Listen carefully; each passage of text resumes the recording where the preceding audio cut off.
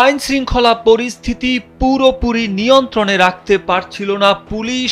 এমন এক পরিস্থিতিতে 2004 সালে এলিট ফোর্স হিসেবে র্যাপিড অ্যাকশন ব্যাটালিয়ন বা র্যাবের কার্যক্রম শুরু হয়।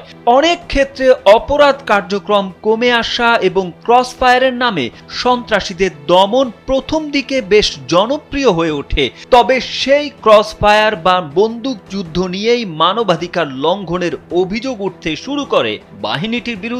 বিভিন্ন সময় বন্দুক যুদ্ধে মৃত্যু নিয়ে বিতর্ক হয়। সবচেয়ে বড় বিতর্ক তৈরি হয় দুটি ঘটনায়। একটি 2014 সালে নারায়ণগঞ্জের 7 খুনের ঘটনায় র্যাবের সম্পৃক্ততা, অন্যটি 2018 সালে টেকনাফের একরামুল হক হত্যাকাণ্ডের ঘটনায় ক্রসফায়ারের অডিও ফাঁস।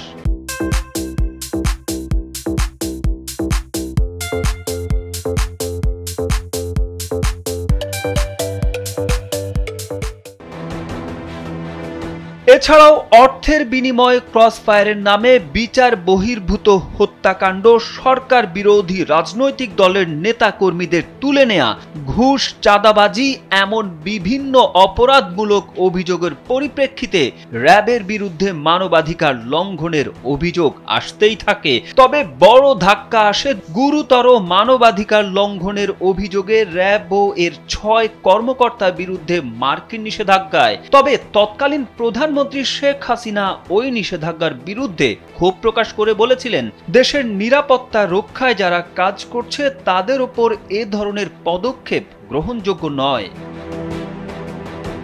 বিগত আওয়ামী লীগ সরকারের আমলে র্যাবের বিরুদ্ধে গুম, খুন সহ নির্যাতনের অভিযোগ উঠলেও কার্যকরী কোনো ব্যবস্থা নেওয়া হয়নি বাহিনীটির বিরুদ্ধে। এছাড়াও জুলাই আন্দোলন চলার সময় র্যাবের হেলিকপ্টার থেকেও গুলি করার অভিযোগ উঠেছে। জুলাই আগস্টের গণ অভ্যুত্থানে দেশের রাজনৈতিক পট পরিবর্তনে বদলে যায় পরিস্থিতি। এরই ধারাবাহিকতায় আয়নাঘর ও গুম খুনের জন্য জাতির কাছে ক্ষমা চেয়েছেন র্যাবের অতিরিক্ত মহাপরিচালক আইজিপি AKM শহীদুর রহমান।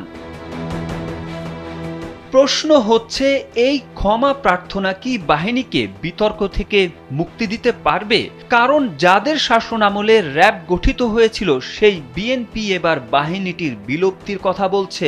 বিএনপির গঠিত পুলিশ প্রশাসন সংস্কার কমিটির প্রধান ও দলের স্থায়ী কমিটির সদস্য মেজর অবসরপ্রাপ্ত হাফিজ উদ্দিন আহমেদ বলেছেন, দেশে তো র্যাব মানেই একটা দানব সৃষ্টি করেছে তারা যত ধরনের খুন, গুম, যত এক্সট্রা জুডিশিয়াল কিলিং অর্থাৎ বিচার বহির্ভূত হত্যা অধিকাংশই এই র্যাবের মাধ্যমে হয়েছে।